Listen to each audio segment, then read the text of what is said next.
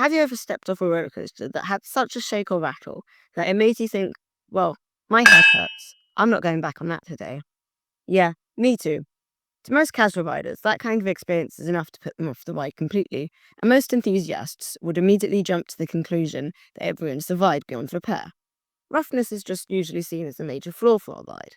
But that begs the question, does roughness really ruin a roller coaster? Let's face it, Colossus is butter smooth. You could lap it all day without even gaining the faintest of headaches.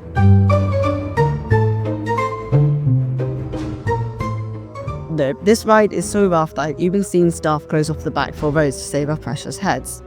Part of the issue is with the bulky restraints, which give you little to no movement space, and if you're short, which I am most definitely not, you really get chucked around.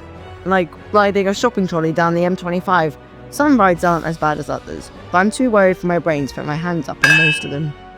Also, Colossus is over 23 years old, and it hasn't aged that well, which would have significantly contributed to its roughness you have today.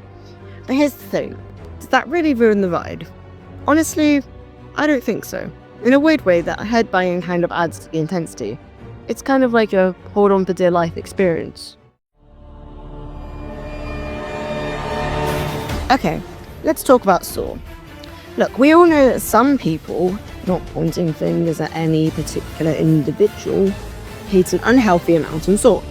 But in my opinion, it's not that bad.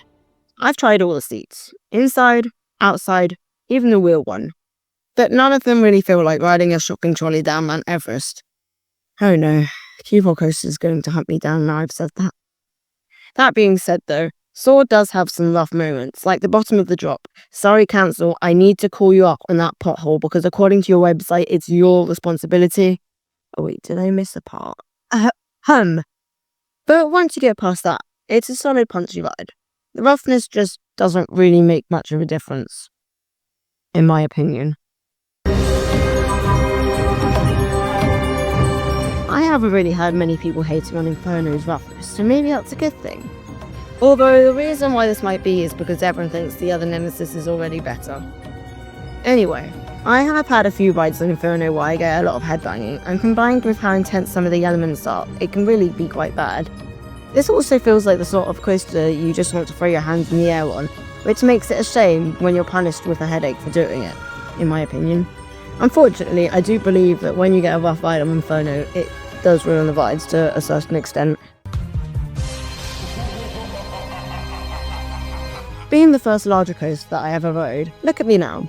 Vampire's roughness didn't put me off roller coasters one bit, and honestly, it's not even that bad considering it's 35. When compared to other coasters, I come off with a worse headache on Nemesis Inferno. So fair play to Vampire, 35 and still doing its job. Meanwhile, Inferno's out here acting like it's too old for this already. Although funny story.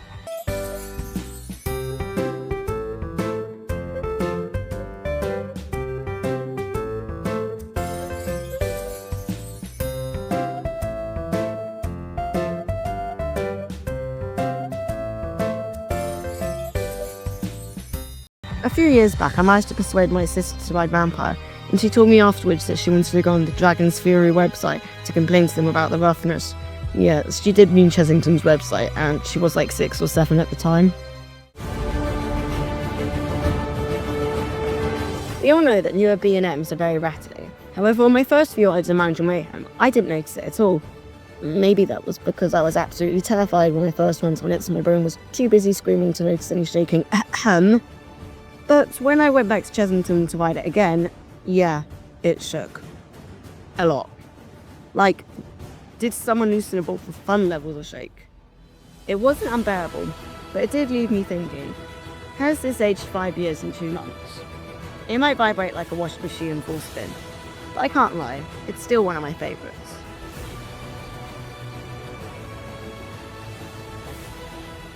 And that's it for today. Sometimes roughness isn't as bad as we might first think, or at least not as game-changing towards a negative opinion. However, I do agree that when it's so bad that you can't enjoy the ride, roughness does need to be addressed. But still, I don't think it will ever ruin one entirely. There will always have to be other aspects of the rides that mark it down. Anyway, please consider checking out some of my other videos, or maybe even subscribe, because there's plenty more coaster nonsense on the way. Thanks so much for watching, I really appreciate it. Until next time, catch you later.